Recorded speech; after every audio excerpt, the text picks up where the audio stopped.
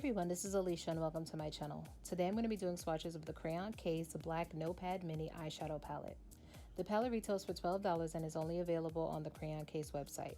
The palette features 8 shades that are a mix of 6 mattes and 2 metallics.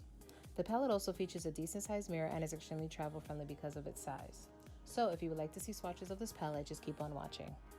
Just so that this video isn't longer than what it needs to be, I won't be giving you any shade descriptions. I'll just be giving you my thoughts on the palette as I do the swatches. I use my e.l.f. contour brush to do the swatches and I did not apply a base or a primer beforehand. I'm starting with the first row going left to right. All the shades had very little fallout and great pigmentation. The metallics felt creamy and all but the true matte black felt buttery. That was the only shade that felt dry. This palette is very limited in its color story and you can literally only create smoky and or glam based looks.